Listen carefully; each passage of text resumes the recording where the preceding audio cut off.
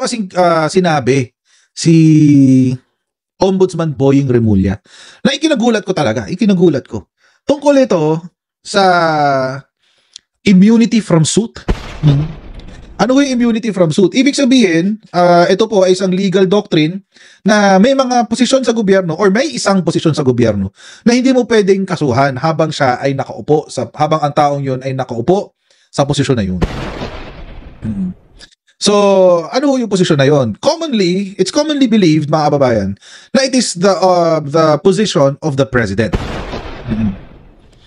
Pero mga kababayan, may sinabi ho ito si Ombudsman Remulla sa isang interview na ikinagulat ko. Ang sabi niya, kailangan para magkaroon ng desisyon sa Korte Suprema or kailangan daw maging malinaw na ang vice-presidente ay hindi immune from suit. Oy, nagulat ako, mga kababayan. Nagulat ho ako. Hindi ko ini-expect yun na manggagaling sa ombudsman.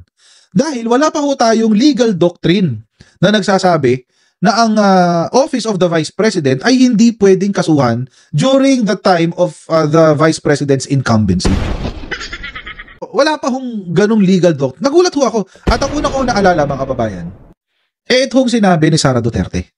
Ito hong sinabi niya. Ayan. Sabi ni Sara nung November 14, 2025, hinihintay ko na lang kung kailan nila ako ipakukulong, sabi niya. Hinihintay lang daw niya kung kailan siya ipakukulong, sabi ni Sara. Gulat ako, guys. Oo. Ito yung kanyang sinabi. Inamin ni Vice President Sara Duterte na dumating na siya sa puntong hinihintay na lang niya kung kailan siya ipakukulong ng kasalukuyang administrasyon at handa na raw siya sa anumang mangyayari. Naghihintay ka, ha? Pag dumating yung panahon na yan, huwag kang mag-iinarte talaga. Huwag kang mag-iinarte, huwag kang magbabakasyon, huwag kang pupunta ng Dahig, huwag kang pupunta ng saan ba siya nagpupunta? Australia, huwag kang pupunta ng Japan, huwag kang pupunta ng Middle East, huwag kang pupunta ng kung saan-saan. Pag dumating yung panahon na yan, huwag kang magtatago. Baka yung ibig sabihin ng handa na raw siya sa anumang mangyayari, ibig sabihin, dahil meron na siyang multiple entry na visa sa mga lugar na sinabi ko, tatakas na lang siya papunta doon, Baka kasi ganun Ang yabang kasi. Napakayabang nitong BP na to. Oo, napakayabang nitong BP na to. Handa na raw siya sa anumang mangyayari, sabi niya. Tapos ito nga, papakita ko sa inyo ngayon yung sinabi ni Ombudsman Remulla. Kasi, ito kasi una ko nabasa. Sabi niya, natanong yata si Ombudsman Remulla tungkol sa mga kaso ni Sara Duterte. Sabi, ang sinagot daw ni Ombudsman Remulla ito, mga issue ukol kay VP Sara Duterte, hindi nakakalimutan ng Ombudsman. Ayun, Hindi kita nalilimutan. Yan ang kanta ni Ombudsman kay Sara. Hindi kita pababayaan. Ang ganda ng words no? Nakaukit magpakailanman sa aking palad ang iyong pangalan. Di ba nakasulat doon sa palad ni Boying? Sara Duterte. Panglibing yung kanta. Oo nga Panglibing nga Oo, yun ang sinabi ng Ombudsman. Sabi niya, binigyang diin ni Ombudsman Jesus Crispin Remulla na hindi niya nakakalimutan ang naunang pahayag ukol sa planong pag-iimbestiga sa mga usaping may kaugnayan kay VP Sara Duterte. Sa isang exclusive interview ng Bombo Radio, sinabi ni Remulla na nakatuon pa lamang ang kanilang atensyon sa usapin ng flood control scandal, ngunit maaaring sa mga sumusunod na pagkakataon ay balikan din ang iba pang mga issue. Kasi mga babayan, currently, so lumabas na yung salin ni Sara Duterte, nakakatawa nga kasi yung computation, mali daw, sabi ni Alan Troy. Oo.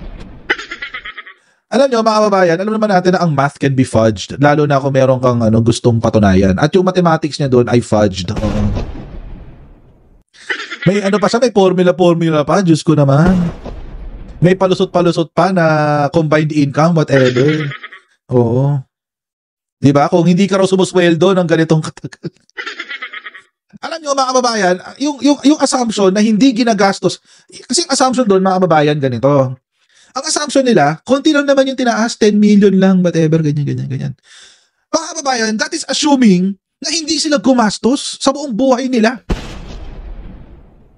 Ibig sabihin, yung sahod nila, inuuwi nila ng buo at hindi nila ginagastos. Bakasyon nga ng bakasyon eh. Bakasyon nga ng bakasyon. Tapos, ang pinapalusot pa nila dito sa sala ni Sara Duterte, mayaman naman si sa pangalan niya, si Manasseh Carpio, si Attorney Carpio.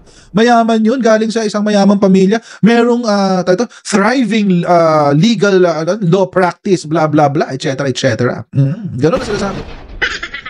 Okay, be that as it may. Be that as it may, tumaas pa rin ang kanyang sali ng 1,000+%.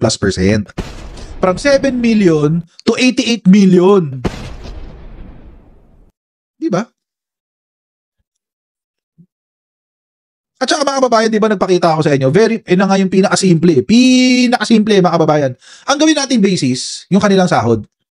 Yun ang pinakamadaling computation, yung kanilang sahod. So yung sahod, mga kababayan,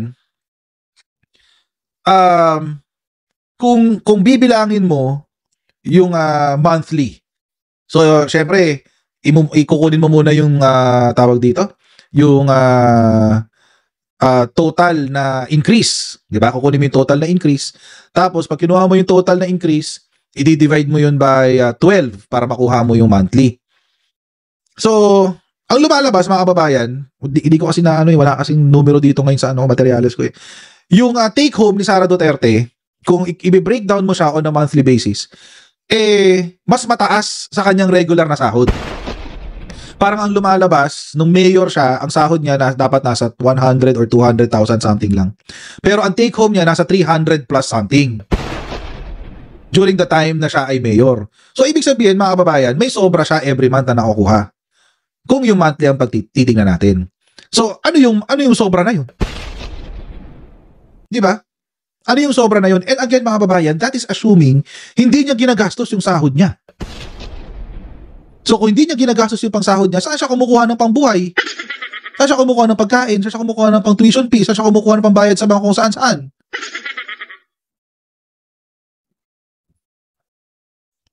Basic, di ba? Hindi mo naman kailangan gumawa pa ng formula para magtunog matalino ka. Oo. China naman yung diploma mo. Chinese. Yung diploma mo, Chinese. Hindi na kailangan pa natin i-complicate ng gano'n para magmukha kang para magmukha kang matalino. Simplihan na lang natin. Magkano ang basic pay? Magkano pag kinumpute yung increase? Pagbanggain mo yung amounts na yon? O di meron ko mas mataas? O di may kurakot? Kung mas mababa or the same, o di walang kulang kurakot, most probably. Tapos may nagdahilan pa, sabi, cumulative daw yan kasi merong increase sa kanyang mga assets kasi nakakabili ng ganito, nakakabili ng ganyan, etc., etc. It's still, nandoon pa rin yung argumento ko, nasaan siya kumukuha ng pambili? Di ba? Dapat ang ginagastos niya, yung sweldo niya. Bakit hindi natin ipa-factor in yung sahod niya? Kasi nandiyan naman si Manasseh Carpio, siya ay bumubuhay kay Sara. Di nyo alam. Ganun kayo ka-close? Alam niyo yung gastusin nila sa pamilya? Kalokohan yun. Tapos kapag pinag-usapan natin yung increase sa salian ni Presidente, duda kayong lahat. Di ba? Duda silang lahat eh. Kung pumasok siya sa marriage na yun na meron na siyang 500 million pesos, sabihin natin may ganun. Natural, over the course of the past 20, 30, 40 years, kung meron siyang stocks, kung meron siyang bonds, kung meron siyang mga investments, natural, tataas ang value ng mga investments na yun. So, ibig sabihin, yung argumento para kay Sara, hindi pwede para kay BBM? Anong klaseng math yun? Namimili? Saan kayo nakakita ng math na pumipili? Ang dineclare ni Sara Duterte na sa salin niya ay 88 million.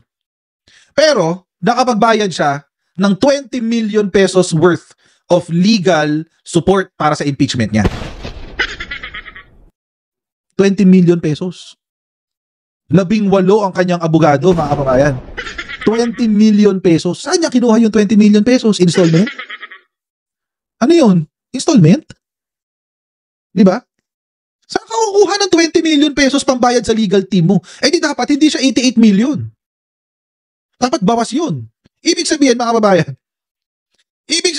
kababayan, yung 20 million, saan nila kinuha? Dapat 60 million lang eh. Di ba? 68 million. Most probably 68 million.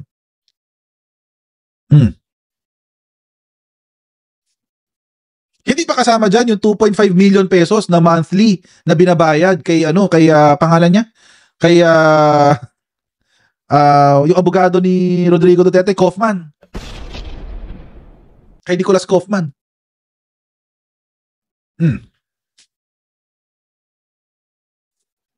Di ba? Hindi pa kasama doon yung 2.5 million. So, ibig sabihin, ang sabi pa ni Sarah, naghahati-hati raw sila magkakapatid doon sa 2.5 million. O di ibig sabihin, meron kang pang monthly. Di ba? It just makes sense eh. Meron kang pera, tatlo lang naman sila. O sabihin natin 4. Kasama si tawag dito, si Wake and Bake. Maghati-hati sila doon, 2.5 million. Magkano na agad yun? Mga 7 something, 600 something per month? Tapos nag-around the world pa siya. Sasabihin niya, personal kong gastos yung around the world ko. Okay, personal mong gastos yung sa'yo. Paano yung sa security mo? May issue, mga kababayan. May issue. May problema. May problema ka. So, yung ibig natin sabihin dito. Nakakalimutan na kasi yung issue kay Sara Duterte. Nakakalimutan na in-impeach si Sara Duterte dahil sa katiwalian. Ito yung sinabi ni Secretary Boying Remulla. Panoorin natin, guys. Binigyang diin ni Ombudsman Jesus Crispin Boying Remulla na hindi niya nakakalimutan ang dati nang nasabi sa publiko ukol naman sa planong pag-iimbestiga sa mga usapin na may kinalaman kay Vice President Sara Duterte. Sa exclusive interview ng Bomb Radio Philippines, sinabi ng Remulla na buhos lamang sa ngayon ang kanilang atensyon sa usapin ng flood control scandal dahil sa laki ng perang pinag-uusapan ng pondo ng bayan at mga individual na nasasangkot sa naturang usapin, ngunit maaari namang isusunod ang pagsilip sa iba pang mausapin, kabilang na ang mga naunang naimbestigahan ng mababang kapulungan ng Kongreso at iba pang sangay ng pamahalaan. Ayaw din umano ng Office of the Ombudsman na mag-aksaya ng panahon, lalo't impeachable officer si Vice President Sara Duterte at mas mainam na impeachment court ang siyang hahawak at hihimay ng mga reklamo ukol dito. Ang mga nalikom na impormasyon naman ng impeachment court ay maaaring hingin bilang bahagi ng kanilang pagkalap ng mga impormasyon alinsunod sa kapangyarihan ng Office of the Ombudsman. Kung ganyan, narito ang naging bahagi ng exclusive interview ng Bomb Radio Philippines kay Ombudsman Jesus Crispin Boying Remulla. There are 2 issues here. Ang first issue dito, whether or not she can be sued, whether or not she has immunity from suit. And the second issue here is what do we do with the previous impeachment complaint file that was archived by the Senate. So yung immunity from suit is an issue that has to be looked upon. So because we will not waste time, we do not want to waste time investigating somebody who's immune from suit, di ba? Practical lang yan. Pero ang pangalawa kasi, yung impeachment complaint na naka-archive sa Senate, papadala sa amin yan. Ipapadala rin sa amin yan for our evaluation. Isa lang naman ang nakikita kong pwedeng gawin dyan eh. We tell the House, you have 2 options. Investigate it again in the Committee on Justice, or constitute your team and file a motion with the Senate to constitute itself as an impeachment court to hear and to unarchive the case that was archived there. Kasi nga, if it can be archived, it can be unarchived, Dennis. So that is the practical. Bahagi yan ng mga pahayag ni Ombudsman Jesus Crispin Boying Remulla sa exclusive interview ng Bomb Radio Philippines. Samantala, nananatili ang commitment ng anti-graft body na lahat ng may issue ng katiwalian sa gobyerno ay maaaring maimbestigahan at yan ay alinsunod sa mga panahon at pagkakataon na kanilang itatakda at depende umano sa mga nakakalap na ebidensya. Pupunta ngayon tayo doon sa issue ng whether the Vice President can be sued or yung immunity from suit ng Vice President. Mga kababayan, this is not the first time this came up. Actually, si Sara Duterte has already used this argument Ginamit na ho niya to, mga kababayan. Kailan niya ginamit yan? Ginamit niya yan nung kinasuhan siya ng PNP doon sa harassment. Naalala niyo nung kinuha niya yung girlfriend niya? Ano pangalan nun? Ano pangalan nun? Si Zulaika. Ayan, si Zulaika Lopez. Oo. Si Attorney Zulaika Lopez. Alleged girlfriend lang naman yun. Hindi naman natin alam. Di ba nagkaroon ng parang tinulak yata, hinaras yata yung kapulisan natin ng mga tao ni Sara. Tsaka ni Sara mismo. Oh. At yun yung kinasuhan. Isa ho sa mga argumento ni Sara Duterte, mga kababayan, is since she is the president in reserve, she is also immune from suit. Tagal ko nang iniisip kung saan niya nakuha yun. Oo. Ang tagal ko nang iniisip kung saan niya nakuha yun, mga kababayan. Sa lahat ng nabasa ko, ito lang ang nagme-make sense. Noong 2021 kasi, sinabi ho yan ng mga kakamping. VP is also immune from suit being an impeachable official.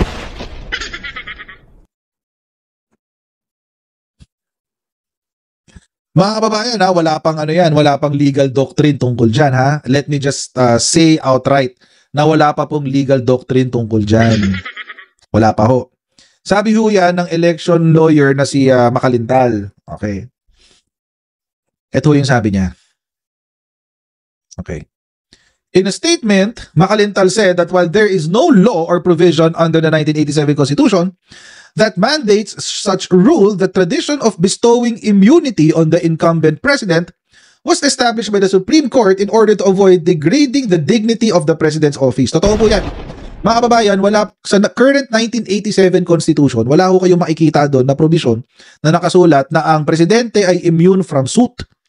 Pero, mga kababayan, jurisprudence has consistently affirmed yung legal doctrine na ang presidente ay hindi mo pwedeng ihabla habang siya ay nakaupo at kapag siya ay gumawa ng akto na alinsunod sa kanyang official functions.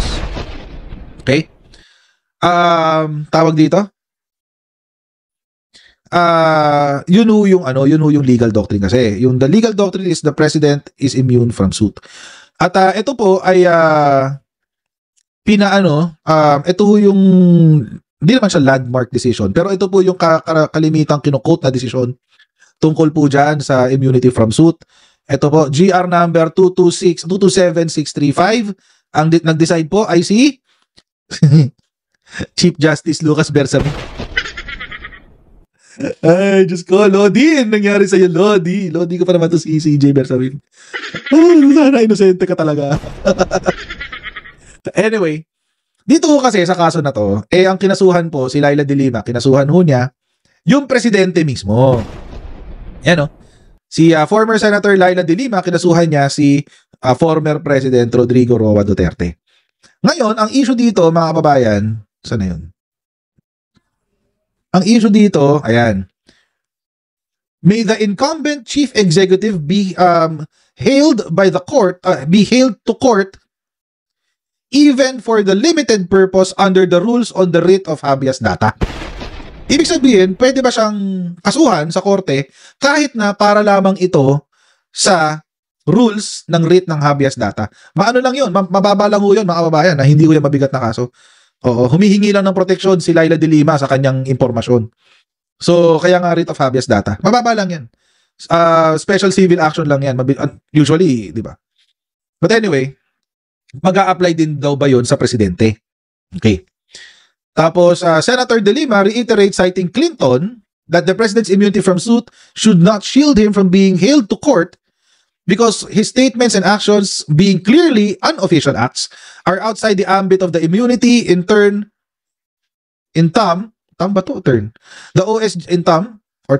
OSG counters, also citing Clinton as well as Fitzgerald, that the immunity must be extended to the president. Okay. Bakit foreign jurisprudence ang sinasite nila? Kasi nga, limited pa lang ang jurisprudence natin pagdating sa sa immunity from suit. At siguro kaya siguro this is a new case, wala pa tayong jurisprudence, so nanghiram tayo ng jurisprudence sa US wherein our 1987 Constitution is also patterned after. And actually, kung tutuusin, pati yung legal system natin nakapattern din sa Amerika. But anyway, ito ang desisyon ng Korte Suprema. The petition must be dismissed even without the President invoking the privilege of immunity from suit. Yun ang sinabi ni yun ang sinabi ni Yusek Bersamin nung panahong CJ pa siya. Ito ho ang kanyang paliwanag. Patahan natin, ito ay Philippine concept. Yan. Okay.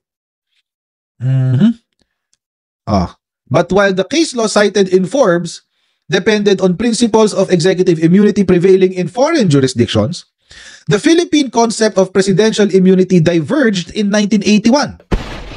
And the variation became concrete through the 1973 Constitution, under whose Article 7 the following provision was written. So, ibig sabihin, mga kababayan, di ba nagkaroon tayo ng 1973 Constitution nung panahon ni Apolacay? Yung Article 7, meron ho siyang provision sa Section 17. The President shall be immune from suit during his tenure. Thereafter, no suit whatsoever shall lie for official acts done by him or by others pursuant to his specific orders during his tenure. Okay. Ito po, mga kababayan, itong provision na to ay binura. Binura ho yan sa 1986 Constitution. Hindi ho natin alam kung bakit. Pero siguro dahil gusto lang nilang maging binawasan lang ang kapangyarihan ng Pangulo para pwede siyang makasuhan sa mga unofficial acts. Kaso, mga kababayan, after 1987, nagkaroon pa rin ng mga jurisprudence, nagkaroon pa rin ng mga desisyon ng Korte Suprema upholding presidential immunity. And mga kababayan, wag ho natin kalimutan, ang desisyon po ng Korte Suprema becomes part of the law of the land. Hindi ho siya batas per se, pero nagiging parte siya ng ating interpretasyon ng mga batas. Kaya parang parte siya ng ating legal system. So, ang sinabi po, ang interpretasyon ng Korte Suprema nung panahon ng 2000 to 2001 sa Estrada versus Desierto, sa David versus Macapagal Arroyo, pinanindigan nila na ang presidente ay immune sa kahit anong kaso. Yun ang sinabi nila. So, yun ang legal basis. Kaya ang presidente immune from suit. Pwede siyang hindi kasuhan. During the time na siya ay Pangulo.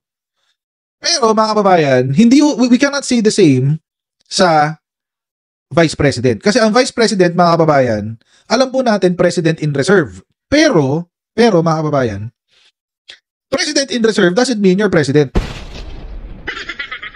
Diyan ka lang sa tabi. Nakaupo ka lang. Abang-abang ka. Kaya nga gigil na gigil silang pababain si Presidente, di ba? Kasi matik. Kapag si Sara Duterte, pag si PBBM ay bumaba, matik si Sara Duterte ang uupong Pangulo. Pero hindi mangyayari yun. Hindi mangyayari yun. Bukas si Presidente Bongbong Marcos pa rin ang Pangulo.